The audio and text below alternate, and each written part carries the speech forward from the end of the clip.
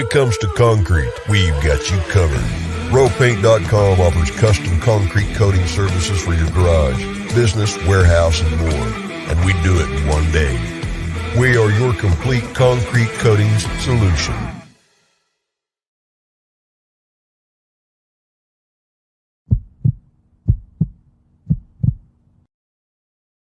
This is Bronco Nation News Live. The best interviews, the most informed opinions, the latest breaking news, all from the top Boise State insiders.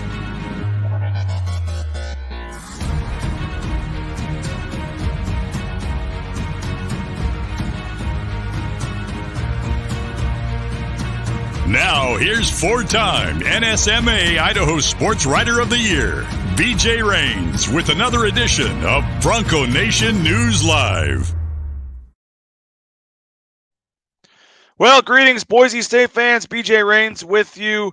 We will told maybe there's some Wi-Fi issues. Hopefully that's not going to be the case today. But we are on location. I'm in St. Louis for a few days, so we got the mobile studios here on the road at my parents' house. So we'll deal with any Wi-Fi issues that we have. But John Mallory, KTIK, the ticket. He's in the rowpaint.com studios there in Boise. And Johnny, appreciate your time, man. I know you're you're back. You're feeling good. It's Wednesday. We switched your day, but we're still less than a week away from the golf tournament, man. Have you been out and played since then yet?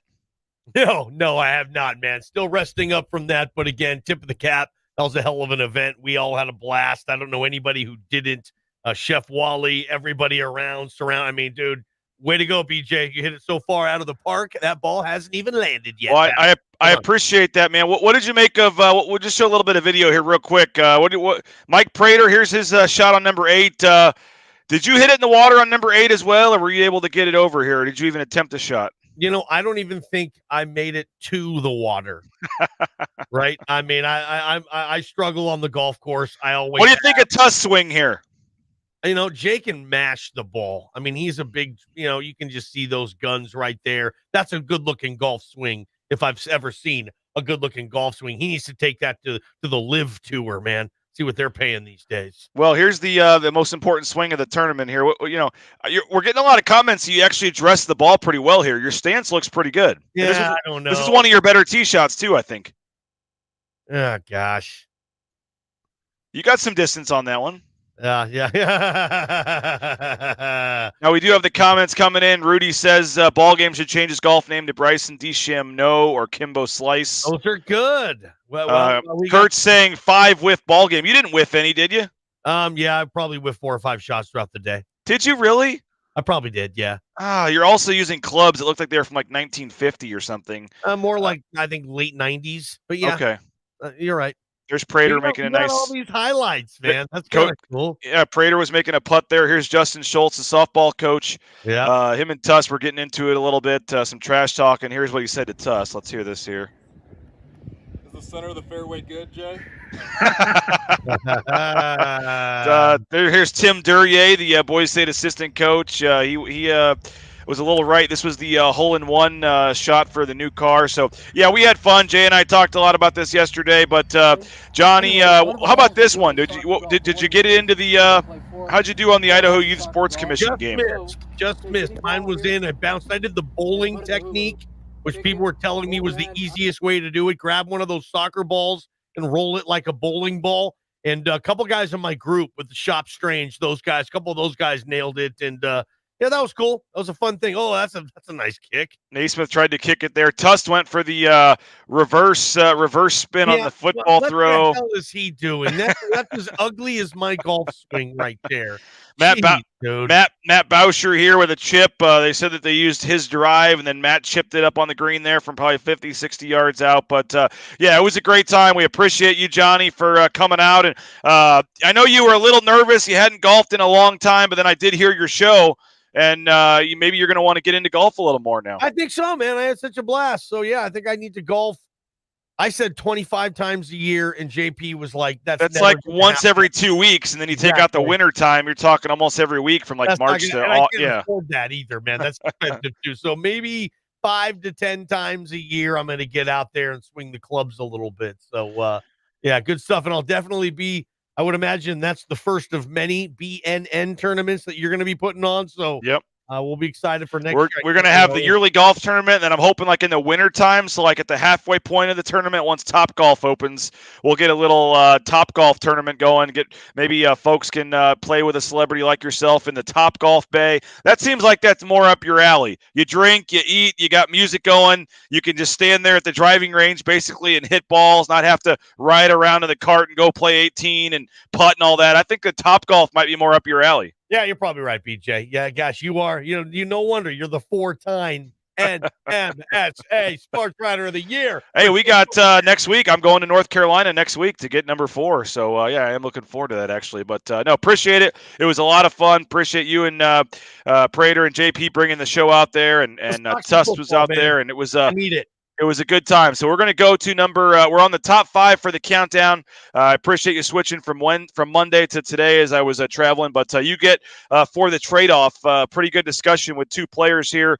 And we're cutting off number 4 and number 3. And it's interesting to me because I could take the argument that either one of these guys you could say is more important than the other. I mean, these are 2 rock solid, very important guys to Boise State's defense, and the order that it summed up or came in on the final vote, number 4 on our list of the 25 most important players is Scott Matlock, who is a favorite of both of ours, I think. And you look at what Scott Matlock has done, the journey, where he's gone from a gray shirt to not knowing when he'd arrive on campus to now being one of the leaders of this team. And for my guess, Johnny might be one of the representatives at Mountain West Media Days down in Las Vegas. I think it could be Hank Bachmeier and Scott Matlock, if I had to think about it. Maybe JL Skinner gets in there, but maybe Zeke Noah. But I think Scott Matlock's primed to all of a sudden be the defensive spokesman going into the season here. But Scott Matlock comes in at number 4.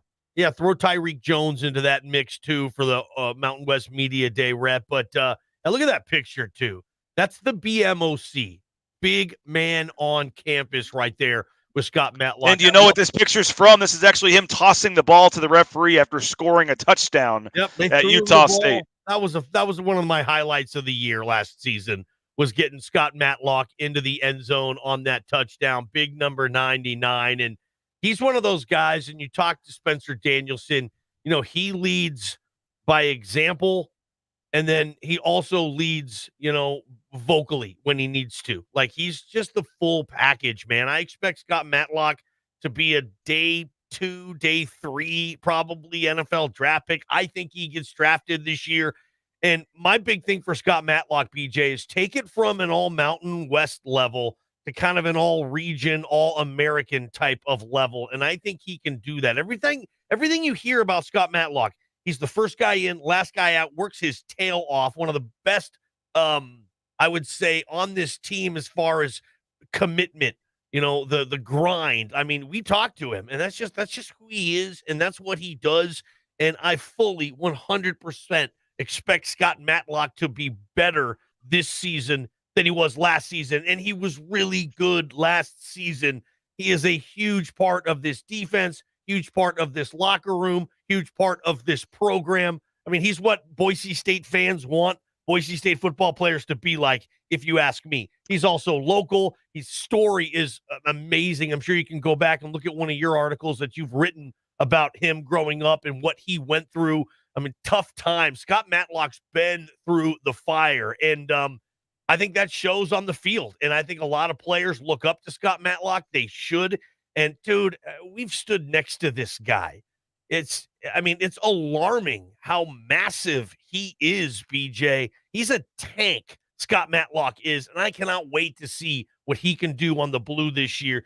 Big piece of the puzzle, Scott Matlock, man, big time. And I remember going into last year or the spring, there was one point where we walked up to him and he looked like he had just gotten even bigger. Yes. And it was like you stand next to him and you're like, this dude is huge. And it's all like chiseled muscle for the most part too. I mean, you see some of these linemen where they're just, got looking like me out there with their rolls of fat. I mean, he is chiseled. His arms are like the size of, people's legs. I mean, his arms are just massive. And yeah, I mean, it was second team All Mountain West last year. you talk about, being one of the team leaders, led the team with 7 sacks last year from an interior defensive line position, Johnny. That's pretty impressive. 8.5 tackles for loss, also led the team, again, from playing a tackle position, not on the end. Tied for 6th on the team with 41 tackles. He also had a pass breakup, 2 fumble recoveries, a forced fumble, and he blocked a kick as well. And you look at the experience he talked about, 33 games he's played the last 4 years, and he still has 2 years left, by the way. If he wanted to come back in 2023, he could. I think we all agree that probably won't happen if he does what we think he can do. He's started all 19 games the last 2 years, too, so he's durable. He doesn't get injured. He stays out there on the field. He's played every game the last 2 years and started. And then, as you said, we showed the play, the photo of him scoring the touchdown. He's going in there on the jumbo packages now. We saw him, 2, 3, 4 plays a game. He'd jog out there at the goal line or 4th and 1, mostly as a blocking guy. They did throw him to him at Utah State, but I'm curious to see where that kind of package evolves as well. But he's a do whatever it takes guy for the team. And you mentioned his backstory. Yeah, there's numerous stories I wrote at the Idaho Press about him, and it's one of those stories that you just feel so tough for him, but you're also happy with what he's overcome. But for those that don't know, the quick version is both of his parents passed away when he was at a young age. His dad had cancer, and so he had to kind of deal as a kid growing up, knowing his dad had cancer and was struggling, and went through all that for numerous years, going on trips, knowing it was his dad wasn't doing well. And then his dad unfortunately passed away, and then a couple years later, he actually walked out and saw his mom passed away dead on the couch from a heart issue. And so just think of a kid before he goes to high school dealing with both of his parents passing away. He bounced around in foster care for a while, was getting himself into trouble, ends up finding the Moreau's family out in Homedale. They take him in. He moves from Boise way out to small Homedale because they thought it would get him away from some of his memories and bad thoughts and things and trouble he was getting into in Boise. He goes out to small Homedale, Idaho, and turns himself into a Division I player and gets an offer. His brother played for the Vandals, by the way, Johnny. Don't know if you knew that or not, but his brother was a center, I believe, or played for the Idaho Vandals. And so, that's kind of all he has left is his brother. And, I almost cried thinking about it, but, the quote that always sticks out to me is just last year, Johnny, he says, hey, there's not many Matlocks left out there, and I want to make something of this name. And you think about that, and it's just heartbreaking to hear that. And so he still plays with the the memory of both of his parents, and you think about his senior night and what that emotions are going to be like for him whenever that is next year, and just what he's it's just really tough to think about. And so I know others have obviously dealt with the loss of a parent, and so it's not easy, but especially at that age. And so hats off to Scott Matlock. He's a heck of a kid. We enjoy talking to him, and he's now become one of those leaders, like we said, in terms of guys that are probably going to be thrown out there after a tough loss this year, Johnny. It's probably going to be a Scott Matlock type guy. And not only does he have not only is he easy to root for because of what he's overcome off the field. I mean, again, 7 sacks, 8.5 tackles for loss. I mean, he's putting up numbers on the field as well. And another big year here. And I think we both agree this story's going to get even cooler as an NFL draft pick. I think it was Spencer Danielson that said, just the sky, honestly, is the limit for Scott Matlock. Like, he can do in his life whatever he wants to do if he stays committed and sets his mind to it. And that's exactly who he is. He's committed. He's driven. He's focused. He's a hard worker. Like, he just cuts out all the bull crap. And I'm really excited. Scott Matlock is going to be, for me, an NFL football player. And that's going to be an exciting journey to get to watch. And it's cool being a small part of it, getting able to cover him and talk to him in press conferences and stuff. Big fan of Scott Matlock. Can't wait to see what he does. I expect him to be a first-team All-Mountain West player this season, and maybe some other awards coming his way as well. Like Spencer Danielson said, again, the sky is the limit for Scott Matlock. And what do you make this in terms of now all these expectations on him? And now we're talking about him being a player that's going to be drafted this time next year and in an NFL camp and first team All Mountain West. I mean, other teams are now going to be knowing who Scott Matlock is and focus on him. What do you make of just the pressure, the expectations? And, we've seen guys take it both ways. Guys coming into huge years where we expect them to get drafted and they have monster years and it works out. And we have guys that don't quite live up to the hype and aren't ready for this. There's going to be a lot of attention and eyes on Scott Matlock in the media, from the fans, from the other team. How do you see Scott handling all that? I think it'll be perfect because he won't let the noise in, right? He's so focused, BJ. He's just going to get up and he's going to eat. He's going to work out. He's going to go to class. He's going to do practice. He's going to watch game tape. He's going to eat. He's going to shower. He's going to go to bed, right? I mean, he's a regimented life he has, Scott Matlock, right? It's all about the detail. I haven't heard of him having an NIL deal, which is surprising to me. Maybe he doesn't want it. Maybe he is just focused on the task at hand, but I haven't heard. Does he have any type of NIL deals? Not that I've heard of. That's an interesting one. You think the Home Deal grocery store or something would be out there at least, right? Totally, man. I mean, Riley Smith has more endorsement deals than I do, man. Like, he's all over the place, Riley Smith. You'd think Scott Matlock would have something here or there. Again, maybe that's part of it. Maybe he doesn't want anything on the extracurricular that's going to get in the way of his mission, his vision, his focus level. Maybe that's part of it too. But you would think a local guy, he's going to the NFL, most likely an all-conference guy. He already was last year. You would think that he would have a nice little NIL package at some point. Imagine inviting that dude to like a birthday party for like a bunch of 8-year-old kids. Matlock shows up. It's like, hey, Dad, who is this guy? Like, some stuff like Just that. don't let him get on the bounce house with the kids. It may break pretty easy, but oh man, yeah. No, he's a great. I would assume that has to come, right? I mean, that dude has to cash in this year at some point. You would think. I'm surprised he doesn't have anything, but yeah. Yeah. But again, Scott Matlock, number 4 on our list of the top 25 players for the Boise State football team going into most important going into 2022. And again, he's durable. You knock on wood. I mean, he's played every game in the last 2 seasons. And I would suspect I forgot about Tyreek Jones. That's a good one. But there's nobody else, right? Is it Jones, Matlock, or maybe Zeke Noah? Are those the 3? I think those. I feel like we're forgetting Skinner. It wouldn't be Shane Irwin, probably. I mean, I don't think he's up there. Skinner, Jones, Zeke, or Matlock, I would feel that will represent the defense at Mount If West. they want to get the hype going for Skinner and the NFL and all that for next year and his national attention, they could bring Skinner. But it feels like they usually bring the safer guy, right? Don't they usually bring kind of the guy that Joe Nickel knows isn't going to say the wrong thing? I mean, I feel like that's Scott Matlock. You can't go wrong, and I don't think you can go wrong with the other guys you mentioned too, but I think Scott Matlock would be an excellent representation of this football program at Mountain West Media Days. Also, too, when he walks in the room, you're just kind of like, dude, like that's how massive he is. Like, BJ, one more thing on Matlock. When we interviewed him, a couple months ago or whenever it was, and I think it might have been you were like, dude, you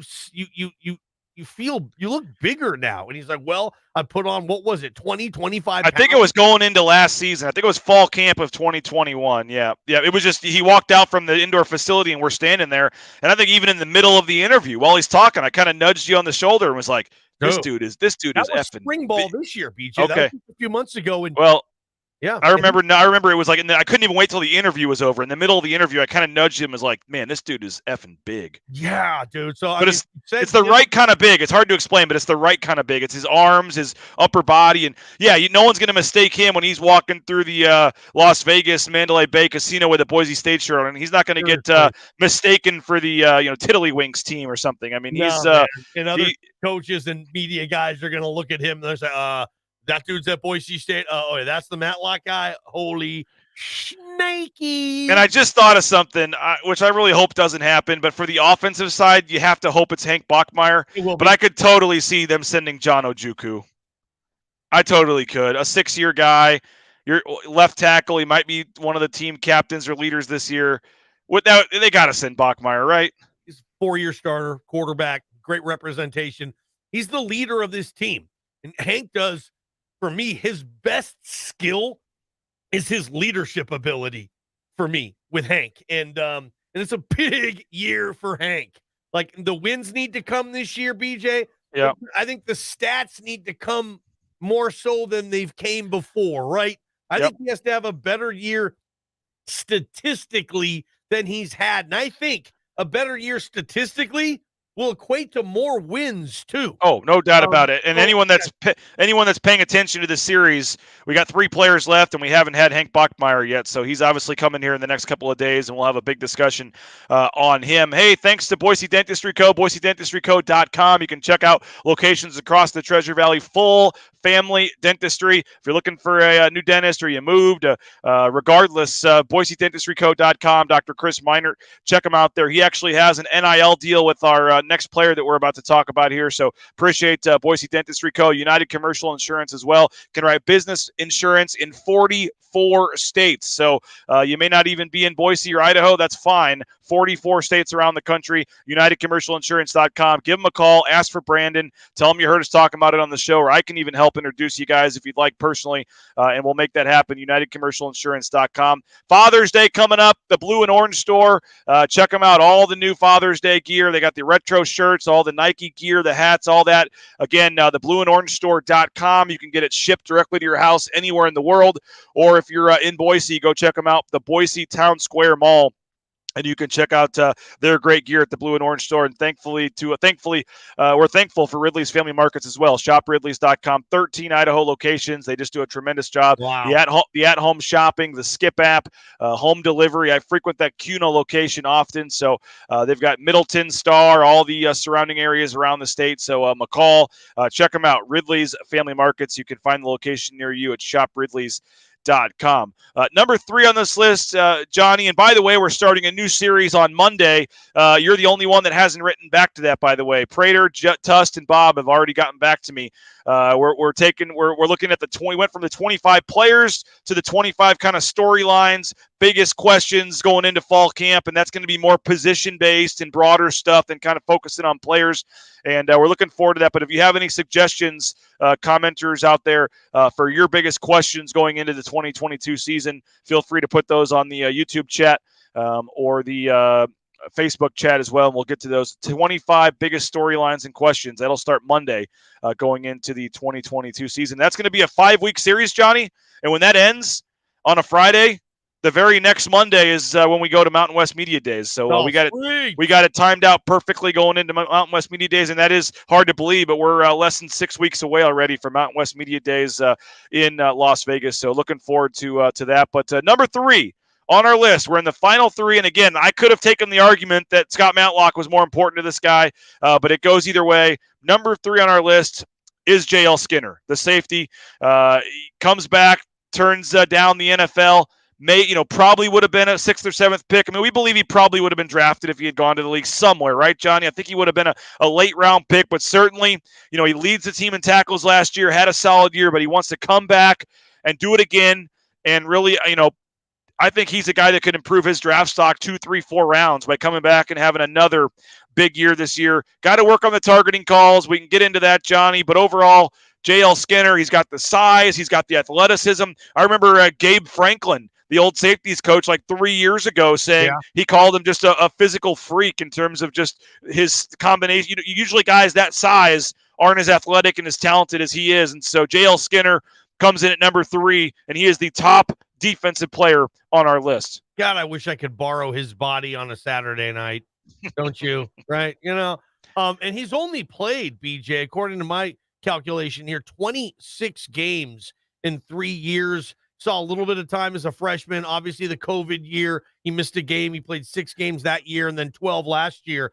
So I got 32 on my list. Okay, so he's seen action in 32 games. Okay, that's still not a huge number. I like the fact that he comes back and gets better at football. We all know he can fill out a uniform. We all know he can deliver the massive hit. We all know he's got ball skills, couple picks last season. We know we can play at the line of scrimmage, which I think they're going to have him do a lot of at the next level, that Cam Chancellor form of strong safety where you're playing up on the line of scrimmage almost as much as you're playing on the back end. A lot of NFL teams are doing that now, especially on first down, at least to stop the run. J.L. Skinner, there's another guy that's focused, has a vision. You talk to him, high intellect, high intelligence level. He's got all the food groups represented, man. And this for him, just play free, ball out, and see where this career can take you. And hopefully in the meantime, this final year at Boise State, even though he has another year too, but I think this will be his last one, BJ, go out on a great note, get this team to a high level New Year's Six bowl game, if you will, the Cotton Bowl. And that's where the New Year's Six team, I believe the group of 5 will go this year, BJ. But yeah, JL Skinner's obviously, as I like to say, a huge piece of the puzzle as well, and a good kid. But yeah, we'll see about that targeting. I hope that just doesn't stay in his head and take away from some of the things he can do on the field. He just plays so fast and he plays so physical. And for whatever reason, I mean, we all know the reasons, safety issues. They're trying to legislate playing football hard out of the game. Like sometimes I feel like JL Skinner will get docked for playing football too hard. It's like, this is football. It's a hard sport, but you got to watch where you hit, how you hit. And hopefully he's learning that. I would imagine he does, right? I would imagine JL Skinner, I mean, a year is a long time. He's watched all of those clips. He's watched every single targeting play he's had probably a million times on film. He's probably worked with it with all of his coaches, how to correct that. I would expect he has corrected it. And he's just ready, like I said, go out, play free football, ball out, and see where this thing takes him. Yeah, he was ejected twice for targeting and had a third one that they called targeting, and then after, which very easily could have been, but after the review, they actually said no targeting, or he would have had 25% of his games basically ejected for targeting. That certainly is something that needs to improve. He was second team All Mountain West last year, Johnny, and you mentioned 92 tackles, which led the team by far. Nobody had he had 21 more tackles than the next guy. And I know it's not always a great thing. We talked about this during the year last year. Talked about it on your show with Prater. Is it a good thing if your safety leads the team in tackles, because that means guys are getting past the first two, lines of defense, so to speak, to get back to the safety position? But 92 tackles to lead the team. But he was also tied for second on the team, Johnny, with 7 tackles for loss. So you talk about the Cam Chancellor role, him getting up there, 7 tackles for loss from a safety is pretty impressive. Had 2 interceptions, which tied for second on the team. 5 pass breakups, also tied for second. Team high 3 fumble recoveries. He was tied for second with 2 forced fumbles. So he was doing all kinds of things out there. And again, started 18 games the past 2 seasons. He's going into his 3rd season as a starter now. I really do believe this could be a huge year for a guy like him. And you were there with us. We talked to him in the fall. There was a media day where you were there, or media availability after practice. And it was Khalil Shakir, George Halani, and JL Skinner were the 3 guys talking. And I thought, okay, Khalil Shakir's pretty much gone. And I thought George Halani sounded like he was pretty much coming back.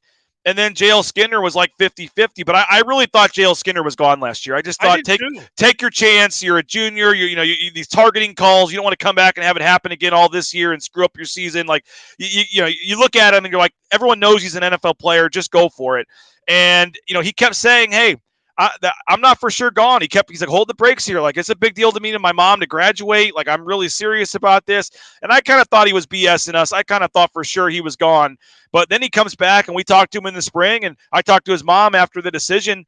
They both said, hey, it was a pretty easy decision to come back. He really wants that degree. He's really got a lot that he still wants to accomplish, in college. And now he's back. And when we talked to him, he said, hey, that's great. The NFL can wait. That'll all be there. He said, I'm focused on this team this season, winning a Mountain West. And like you said, maybe going out in style at the Cotton Bowl.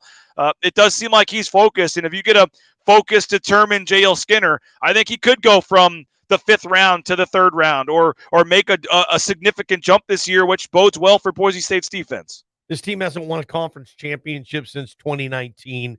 Hank Bachmeier, his first year as the starter, and there's not a lot of guys that were key factors on that team that are still in this program. And if this program means a lot to these guys, and I think it does, it certainly means a lot to the fans in this town. This group, I would imagine they want to be the ones that get Boise State back to national relevance and prominence, BJ. None of these guys have done anything special yet. Most of these guys have never played in a bowl game on this team, right? There's boxes that need to be checked for this program, and to say, hey, yeah, I went to Boise State and I wasn't just living in Kellen Moore or Ian Johnson's shadow, or the hundreds of other great players who have came through this program.